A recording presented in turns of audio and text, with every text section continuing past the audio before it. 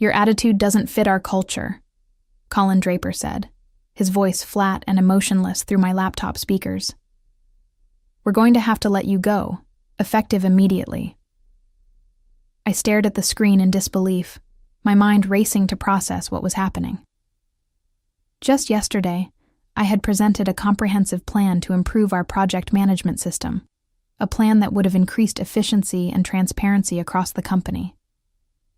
"Colin, I don't understand. My proposal was about improving workflow and—" "The decision is final, Tanya." His eyes darted away from the camera.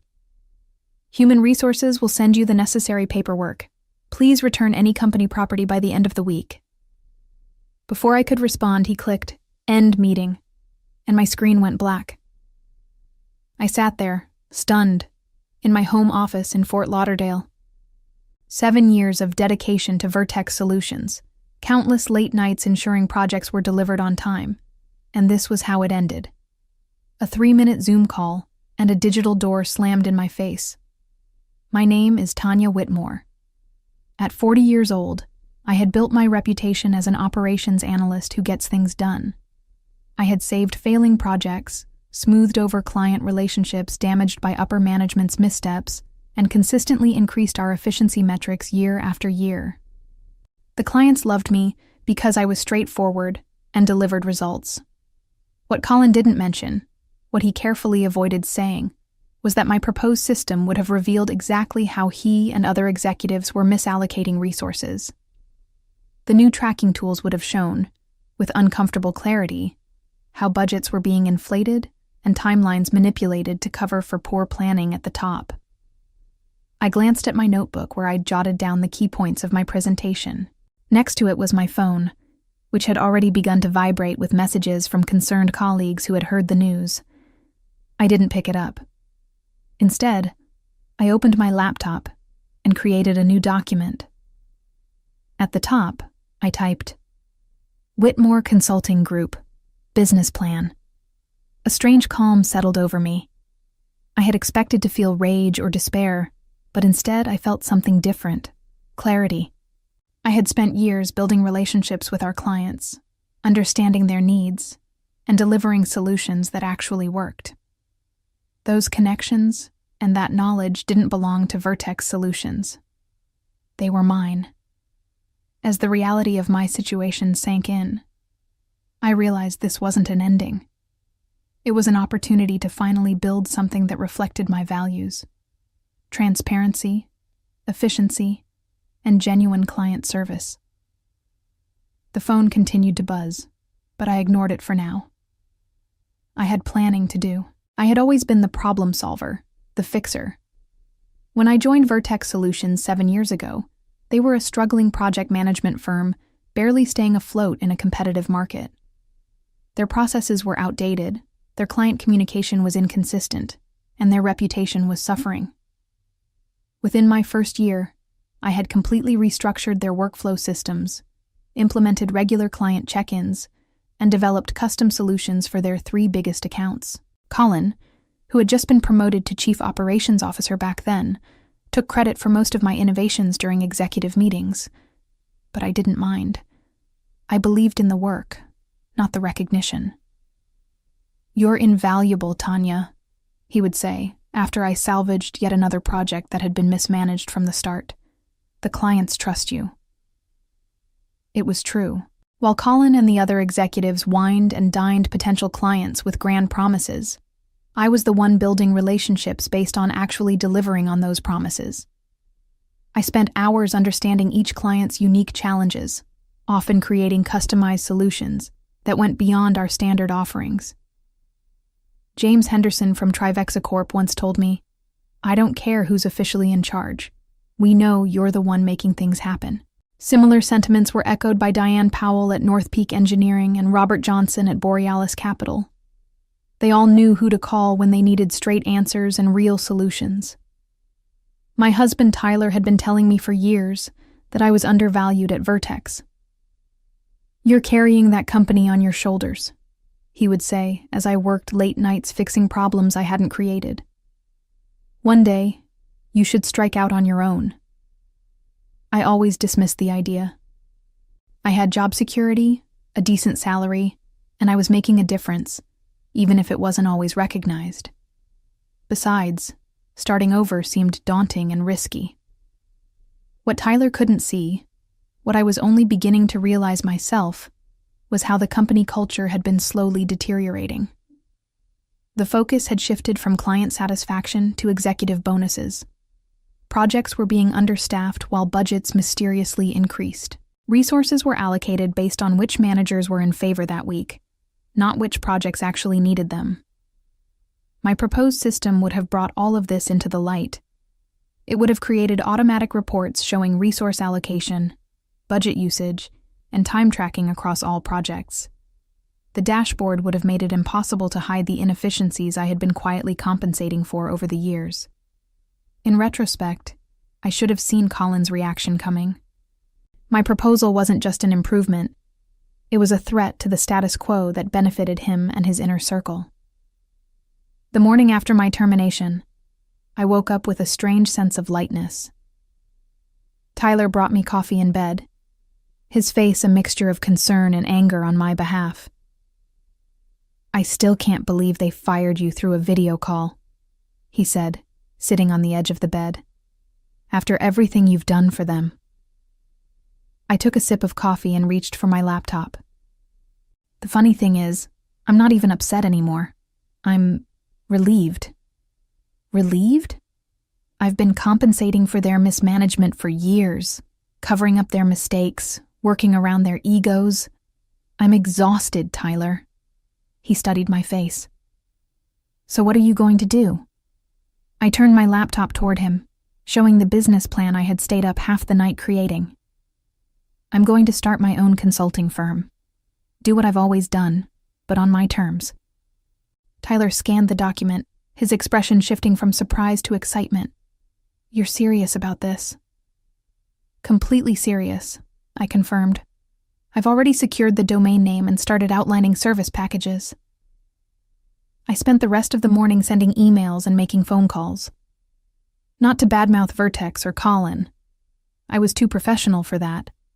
But to let my contacts know about my career transition. I was careful with my wording, simply stating that I was embarking on a new venture, focused on operational efficiency and project management consulting. By lunchtime, my inbox was filling with responses. Former colleagues expressing shock at my departure, industry contacts offering connections, and most surprisingly, an email from James Henderson at Trivexa Corp. "Heard about your departure from Vertex. Let's talk ASAP." I called him immediately. "Tanya," he said when he picked up. "What the hell happened?" I gave him the sanitized version. A difference in vision for the company's future. James wasn't buying it. "Colin finally realized you were the one keeping everything together, didn't he? Got threatened?" "I couldn't say," I replied diplomatically. "Well, his loss," James continued. "Listen, we have 3 major projects scheduled with Vertex for the next quarter, but frankly, you were the only reason we stayed with them. If you're going independent, we'd rather work directly with you." I felt a flutter of excitement mixed with trepidation. "That's a significant offer, James. It's a no-brainer for us. Your strategic approach has saved us countless hours and resources. Send me a proposal by the end of the week." After we hung up, I sat in stunned silence. Then my phone rang again. It was Diane Powell from North Peak Engineering with essentially the same message. By the end of the day, Robert Johnson from Borealis Capital had also called. 3 of Vertex's biggest clients, representing nearly 40% of their quarterly revenue, were ready to follow me out the door. That night, as I updated my business plan with this unexpected development, I realized that what Colin had intended as punishment had instead become my liberation. 1 week after my termination, Whitmore Consulting Group was officially established. I had converted our guest bedroom into a proper office, complete with a professional setup for video calls. Tyler had surprised me with a custom nameplate for my desk. Tanya Whitmore, founder and CEO. I was in the middle of finalizing my proposal for Trivexa Corp when my phone rang. The caller ID showed it was Jessica Barnes, Vertex's HR director. "Tanya," she said when I answered, her voice unusually tentative. "How are you?" "I'm doing well, Jessica. What can I do for you?" "Well, Colin asked me to reach out. There seems to be some confusion with a few of our clients. They're requesting to terminate their contracts." I leaned back in my chair. "And you're calling me because they've specifically mentioned your name. Colin thought perhaps you might have influenced their decision." I chose my words carefully.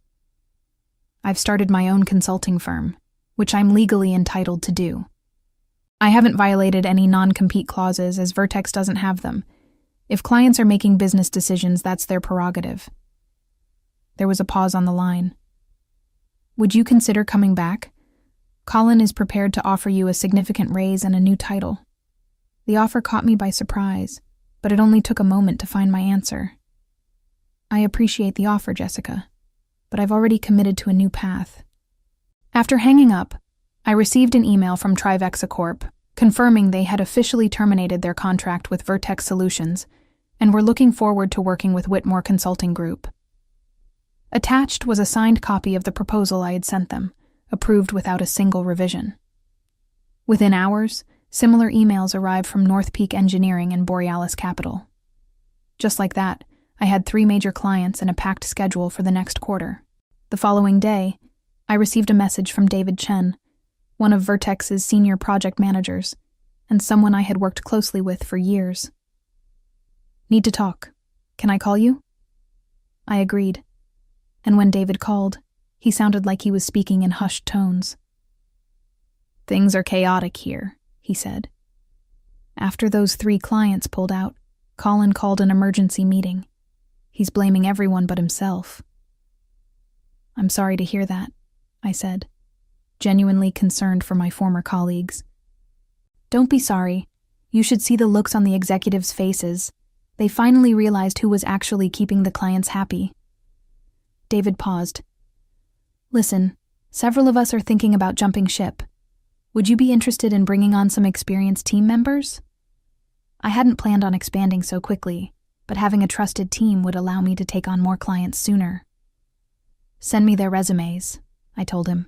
By the end of the second week, Whitmore Consulting Group had grown to include David and 2 other former Vertex employees, Ana Martinez, an exceptional data analyst, and Patrick Wilson, a skilled client relations manager. We set up shop in a small but professional office space I leased in downtown Fort Lauderdale. It was a stretch financially, but I knew the importance of presenting a credible business image to prospective clients. What I didn't realize was how quickly word would spread in our industry. My phone was ringing constantly with inquiries from potential clients who had heard about the new firm started by that miracle worker from Vertex. Meanwhile, I heard through industry contacts that Colin was scrambling to prevent further client defections. He had finally begun implementing some of the very changes I had proposed. Too little, too late. 3 months into running Whitmore Consulting Group, we had already outgrown our small office space. With a client list that was expanding weekly, and a team that now included 7 former Vertex employees, I was looking at larger offices and considering our long-term growth strategy. One evening, as I was wrapping up for the day, David stepped into my office with an unusual expression on his face. "You're going to want to see this," he said, placing his tablet on my desk. It was an industry newsletter with the headline, "Vertex Solutions Announces Restructuring Amid Client Exodus." The article detailed how the company had lost over 50% of its client base in just 12 weeks and was now laying off nearly a third of its staff. "Colin's been demoted," David added. "The board finally stepped in." I skimmed the article, feeling a complex mix of emotions. I hadn't set out to damage Vertex. I had simply created something better. "There's more," David said, taking back the tablet and navigating to another page. "Look who's reaching out." It was a LinkedIn message from Edward Novak, Vertex's CEO. "Tanya, I think we need to talk. The board has some questions about the systems you developed while at Vertex, and frankly, we could use your insights. Would you be open to a consultation?" I looked up at David, who was grinning now. They want to hire you to fix the mess they created when they fired you. The irony wasn't lost on me. Let me think about it, I told David. That night, I discussed the situation with Tyler over dinner. You don't owe them anything, he reminded me. But it could be good business to help them. Plus, it would show everyone that you're the bigger person. I nodded, considering the angles. It would also give me a chance to implement the transparency measures I always wanted to see there. The next day, I responded to Edward's message, agreeing to meet, but making it clear that I would be coming as a consultant, not as a potential employee. The meeting was set for the following week at Vertex's headquarters. When I arrived, the atmosphere was noticeably different. The reception area was quieter, with fewer employees hurrying about. Edward greeted me himself, looking worn and humbled. "Thank you for coming, Tanya," he said, leading me to the conference room. "I appreciate your willingness to talk." In the conference room, I was surprised to find not only Edward, but also 3 board members.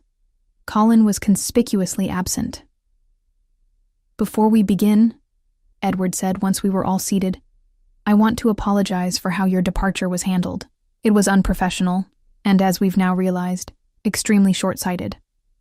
One of the board members, an older woman I recognized as Victoria Winters, spoke up. "We've reviewed your proposal for system improvements from before your termination. It's exactly what this company needs, and frankly, should have implemented years ago. We'd like to hire Whitmore Consulting Group to implement those systems," Edward explained. "We're prepared to offer a very competitive contract." I listened carefully, asking detailed questions about their expectations and timeline.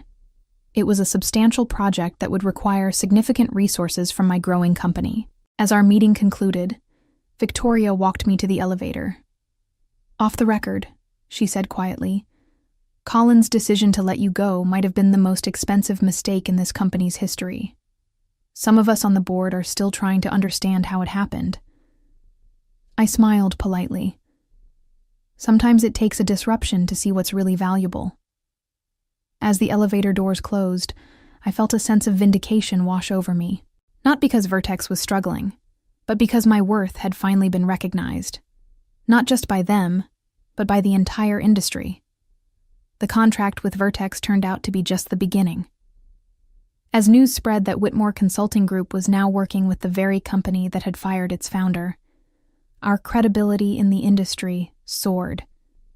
Businesses were intrigued by a consultancy that could deliver such value that even a former employer would swallow their pride to work with them. 6 months after launching my company, we had moved into a spacious office in a prestigious building in downtown Fort Lauderdale.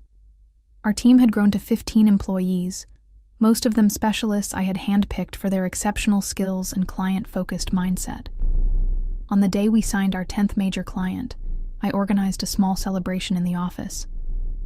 As we were raising glasses of champagne to toast our success, my assistant informed me that someone was asking to see me in reception. To my surprise, it was Colin Draper. "Do you have a minute?" he asked, looking uncomfortable in our sleek reception area. I led him to my office, curious about his unexpected visit.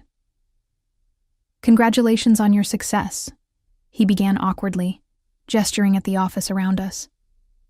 "You've built something impressive here." "Thank you," I replied neutrally. "What can I do for you, Colin?" He shifted in his seat. "I'm not here on behalf of Vertex. I was let go last month." I didn't respond, waiting for him to continue. "The transparency systems you implemented revealed some discrepancies in my management decisions." He cleared his throat. The board wasn't pleased. I couldn't help but appreciate the irony. The very system he had fired me for proposing had ultimately exposed his mismanagement. "I'm sorry to hear that," I said, though we both knew I wasn't. "Look, Tanya," he said, leaning forward. "I know I made a mistake with you. I was protecting myself instead of doing what was right for the company. But I'm good at what I do when I have the right guidance." He took a deep breath. "I'm here to ask if you might have a position available." The request was so unexpected that for a moment I couldn't respond. Colin Draper, the man who had fired me via Zoom without warning or discussion, was asking me for a job. I studied him carefully. Was this genuine humility or just another self-serving move? "Colin," I said finally, "my company is built on transparency, collaboration, and genuine client service. Those aren't just buzzwords here. They're how we operate every day." He nodded quickly. "That's exactly why I want to work with you. I've learned from my mistakes." I considered his request. Hiring Colin would be seen as either an incredible act of forgiveness or a foolish decision to bring in someone who had already proven his character. "I don't have a position for you," I said at last, watching his face fall. "But I do have some contacts in the industry who might. I'll make some calls on one condition." "What's that?" "That you understand what actually happened between us. I wasn't fired because my attitude didn't fit the culture. I was fired because I threatened a system that was benefiting you at the expense of clients and colleagues." Colin had the decency to look ashamed. "You're right, and I've paid for that mistake." As I walked him out, I realized that my company's success wasn't just measured in clients and revenue. It was also reflected in this moment, having the confidence and security to face a former adversary without bitterness. Later that afternoon, I made those calls as promised. Not because Colin deserved my help, but because it was the kind of leader I had chosen to be. One who values growth and second chances, even for those who hadn't offered me the same. 1 year after being fired over Zoom, I stood at the podium as the keynote speaker at the annual Project Management Excellence Conference in Miami. The irony wasn't lost on me. The previous year, Colin had represented Vertex Solutions at this very event. "Success isn't just about having the right strategies," I told the room filled with industry professionals. "It's about implementing them with integrity and transparency." As I spoke, I could see the executives from Vertex Solutions sitting in the front row. Edward Novak nodded along with my points, while Victoria Winters actually took notes. Their company had stabilized under new leadership, though they hadn't regained their former market position. "When I founded Whitmore Consulting Group," I continued, "it wasn't about competing with former employers or proving anyone wrong. It was about creating a space where good work could be done honestly, where clients received the value they paid for, and where employees were recognized for their contributions." After my speech, during the networking reception, Edward approached me with a glass of sparkling water. "That was an excellent presentation, Tanya," he said, though I couldn't help feeling it was partially directed at us. I smiled. "Take it however you need to, Edward." He glanced around at the crowd, many of whom were gathered around my colleagues from Whitmore Consulting. "Your company has captured the imagination of the industry. Everyone wants to know your secret." "There is no secret," I replied. "Just good work, genuine relationships, and transparent processes. Everything I tried to implement at Vertex." Edward's expression turned reflective. "The board has been discussing a potential acquisition offer. Vertex is still struggling to rebuild its client base, and your systems have only highlighted the structural issues we've ignored for years." I raised an eyebrow, surprised by his candor. "Are you suggesting what I think you're suggesting? Would Whitmore Consulting Group consider acquiring Vertex Solutions? It would be an unorthodox move, but potentially beneficial for both companies." The acquisition of Vertex Solutions by Whitmore Consulting Group made headlines in all the industry publications. What began as my personal revenge tale had transformed into a business success story that would be taught in management schools. We retained most of Vertex's remaining employees, integrating them into our more transparent culture. Some adapted readily to the change, while others struggled with the accountability our systems demanded. Colin, who had found a position with a smaller firm thanks to my recommendation, sent me a congratulatory email that read simply, "You built something remarkable from adversity. I'm learning from your example." On the day we finalized the acquisition, I invited the original team members who had joined me in those early days to a private dinner. "I never imagined we'd end up here," David said, raising his glass. "From that tiny office to owning the company that let us go." Anna laughed. I remember when we were scraping together equipment and working ridiculous hours. Now look at us. I looked around the table at the people who had taken a chance on my vision, when it was nothing more than a defiant response to being dismissed. I couldn't have done any of this without all of you believing in what we could build together. Patrick, who had recently been promoted to head our client relations department, spoke up. You know what the best part is? We didn't have to compromise who we are to get here. We won by being better, not by being ruthless. As we celebrated, I reflected on the journey. When Colin had ended that Zoom call, cutting me off without the dignity of a proper conversation, he thought he was demonstrating his power. Instead, he had inadvertently launched me into creating something far more significant than I would have otherwise built. Sometimes the greatest opportunities come disguised as unfair dismissals. Whitmore Consulting Group continued to grow, eventually opening offices in 3 additional cities. My leadership style, focused on empowering employees and maintaining genuine client relationships, became a case study in effective management. I often reflected on how being fired in that 3-minute Zoom call had become the best career development of my life, turning adversity into triumph through professionalism rather than petty revenge.